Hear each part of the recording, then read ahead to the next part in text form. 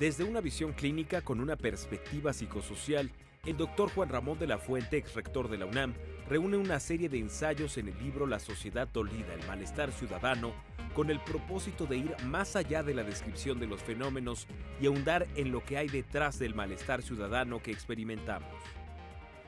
Es cierto, hay un malestar ciudadano y la pregunta es, bueno, ¿por qué? Y entonces mi perspectiva fue, vamos a tomar al país como un organismo que tiene problemas, que tiene dolencias, que tiene síntomas, y vamos a tratar de entender qué es lo que está pasando. Y claro, bueno, pues llego un poco a la conclusión de que es una sociedad que está dolida,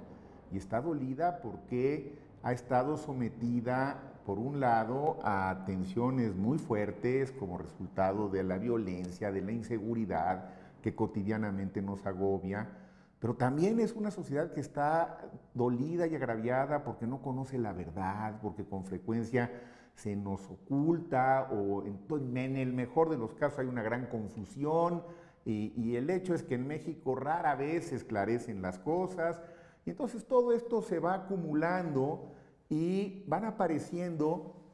síntomas, ¿no? Aumentan las tasas de depresión, aumentan las tasas de adicciones, aumentan las tasas de alcoholismo, se nos dispara el suicidio entre los jóvenes, el país también se vuelve obeso, ¿no? Su productividad disminuye. Y claro, uno puede decir, bueno, cada uno de ellos es un elemento fragmentado y yo lo que trato de enlazarlos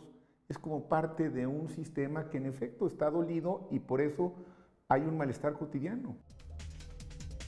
En el capítulo Las locas ansias del poder, De la Fuente se ocupa del arte de mentir y el modo como la sociedad responde ante la retórica de los políticos. ¿Por qué las sociedades democráticas han dado un vuelco optando por discursos populistas, como en los casos de Álvaro Uribe en Colombia, Hugo Chávez en Venezuela y Donald Trump en los Estados Unidos, entre otros?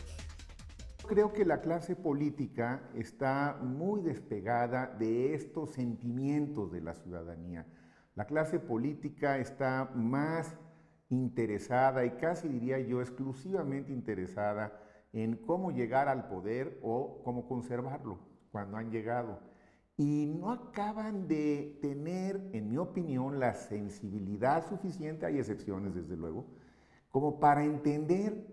lo que le está pasando a la sociedad mexicana. Y entonces ahí, ante esta, digamos, dinámica política generalizada, aparecen algunos otros riesgos o algunas otras patologías a las que también me refiero en el libro, como son el populismo o el nacionalismo,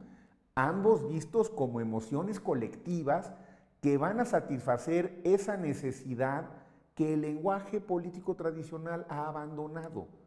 y que, bueno, pues finalmente las sociedades necesitan líderes. Y me parece que el gran problema con el populismo es que pueden aparecer en estos momentos ese tipo de líderes. Ve lo que ha pasado en Estados Unidos, por ejemplo, es el mejor ejemplo, cómo estos personajes populistas pueden llegar al poder y entonces, moviendo la emocionalidad de las masas, más que su racionalidad, los llevan a pues, tomar decisiones que no necesariamente son buenas para el resto del mundo y acaban tampoco siéndolo para ellas mismas. Con la experiencia y la visión de su práctica en la psiquiatría, Juan Ramón de la Fuente apela a una participación más activa de la sociedad para mitigar su malestar. Necesitamos que la sociedad, y no nada más la clase política, empiece a participar de manera mucho más decidida en proyectos, en iniciativas que incidan en nuestro futuro, que nos mejoren la situación para sentirnos que somos parte, aunque sea pequeña, pero parte de una solución que se va construyendo de manera colectiva. Y ese es un poco el mensaje que quiero también dar a través de estos ensayos.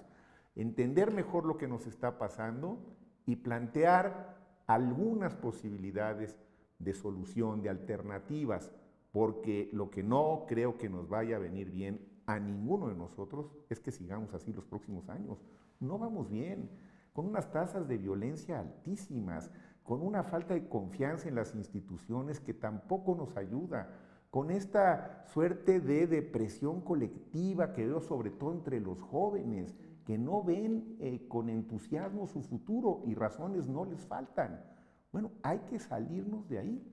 Y para ello, bueno, lo primero es entender lo que nos pasa y luego